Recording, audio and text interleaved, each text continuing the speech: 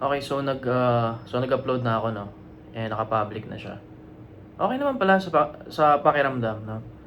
Wala namang views. So, okay, I feel safe, no? I feel calm na parang okay. Ayos naman pala eh. Hindi ko pa rin alam kung anong bala kong gawin dito sa channel na to.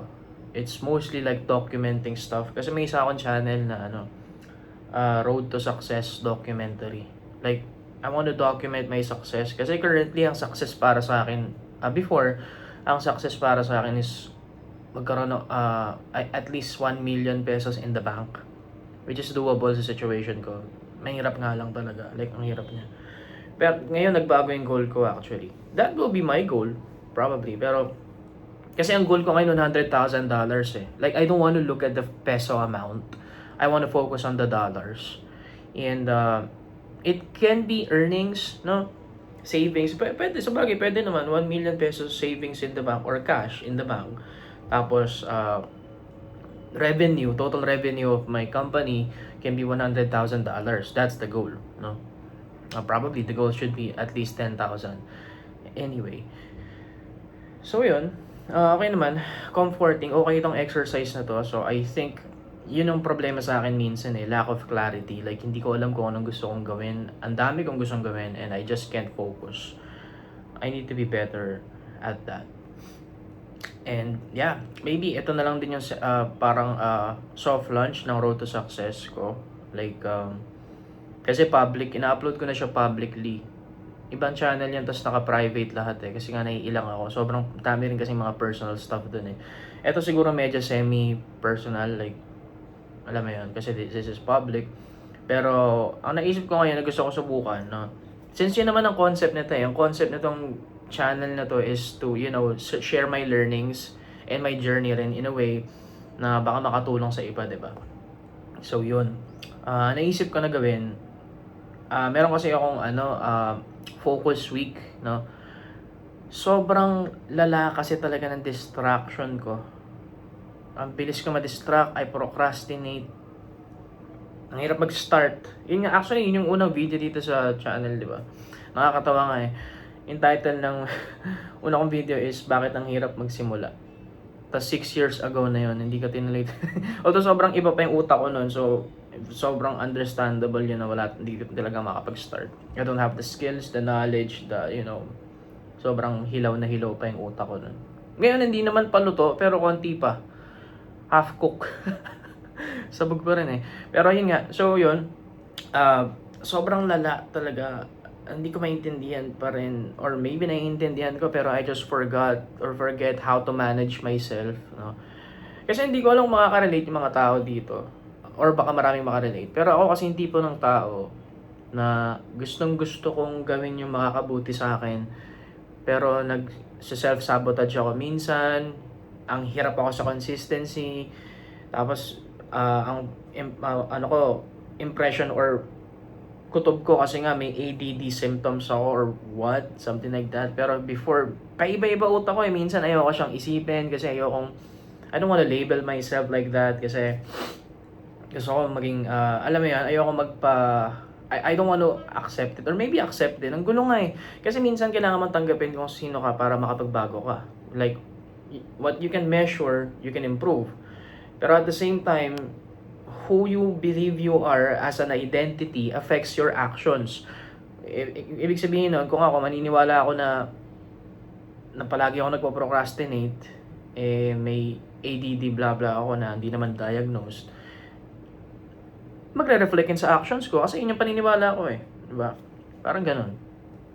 So, paniniwala ako, hindi ako magaling sa Dota. Hindi talaga ako gagaling. Parang mga ganun. Pero kung naniniwala ka, it can help or actually, yun naman talaga nagpapabago sa tao eh. It's more on belief eh. Faith, mga ganun. Anyway, so siguro, babalance ko. Like, I understand my limits. Ayoko naman din maging sobrang optimistic nga na isipin palagi na, hindi ako yan. Tapos mag-fail naman ako. I need to be realistic, but at the same time, I need to, I accept na meron akong flaws, pero it won't stop me. Like, I'm in the process. Yun na lang talaga palagi pinangahawakan ko. I'm in the process. And yun yung gagawin ko this following days. So, as I've said, mabilis ako ma-distract. So, bala ko this week sana is i-record or i-document kung ano bang natatapos ko, no? Something like that. Kung nag-i-improve ba ako sa work hours ko, parang ganyan. Document natin, no? Kahit 1 week lang, daily upload for a week, dire-diretso. And share ko na lang din pala, I have in a way weird situation here kasi currently since palagi nga akong late, it kinda helped me to wait lang. May mali pala ako ngayong araw. Wala kasi yung internet. May meeting pala ako, hindi ko na-attendan. Wala kasi yung internet eh. Anyway. Sayang, mali. Anyway, so ganito. Ano ba yung sabihin ko? Na-distract ako dun may meeting pala ako. Ayun, so yung sinasabi ko is tawag dito, this week, I mean, I have a weird or different approach when it comes to my calendar, no? Nandito kasi ako sa Kuwait ngayon and alam mo yan, different time zones sa Pilipinas, tapos yung clients ko is nasa US, so tatlo yung oras yung natatandaan ko. Na-practice naman na ako, sanay na. Pero on top of that, I wanted to add more, meron akong gusto mangyari eh. Pero hindi ko pa rin siya super na-implement sa buhay ko, which is 1 day ahead ako, tapos 2 hours advance. So, ibig sabihin is, yun. Wala nang ibig sabihin. Basta, gusto ko lang advance. Parang di ba minsan naalala ko nung nagtatrabaho ako, tsaka nag-aaral pa ako. Pag advance yung relos ko, minsan nakala mo late ka na, hindi pa pala.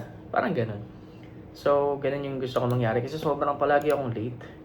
Actually, siguro magandang document ko yun, no? Isa rin yun sa magandang journey ko dito. Kasi, parang proof ko na rin yun as an editor as a content creator, na palagi akong late. As a professional, as a business owner, na palagi akong late, man. Ang hirap niyang i-fix. Kasi nga siguro, ewan ko, again, limitation ko ba yun? Like, kasi I was born na palaging late, parang gano'n. Ewan ko naman siyang isipin na, alam mo yun, limiting belief lang din to minsan, or bad habit na train ako na palaging late. Alam mo yun, wala akong respeto sa oras. And okay rin na ma-document yun na magbago ako, na hindi na ako ganito. Anyway, so yun yung point ko. So yun yung meron akong ganung setup na 1 day ahead tas 2 hours advance, no? Tapos kaya medyo kakaiba yung upload schedule ko siguro. Ewan ko, hindi ko pa gets kung paano yung upload schedule dito eh. Pero yun yung point. Tapos so magdo-document tayo for 1 week. Tignan natin kung maayos kasi dagdag pressure to sa akin eh. I always do this lately. Siguro pangatlo. Palagi ako nagfe-fail, man eh. Nagsimula ako 1 week, okay naman. Tapos nung sumunod, pahinga ata or tinuloy-tuloy ko. Hindi ko kinaya eh. Nag-fail ako ulit eh. Tapos sobrang bagsak ako ng malala. Tapos 3 weeks na straight. First week bagsak, second week okay, third week magulo. Sobrang gulo actually. Hindi siya nag-work. So, subukan natin ulit this week, no? Yun. So, document ko na yung mga gagawin, kung ano bang progress, maayos ba, kamusta ba, like, did I did my work? Kasi currently, hype na hype ako magtrabaho, gusto ko nang tapusin, kasi na-practice ako, na-warm up yung utak ko eh. Which is good, no? Keep striking while the iron is hot. So, yun lang naman. So, 1 week tayo, tuloy-tuloy. So, bukas ulit.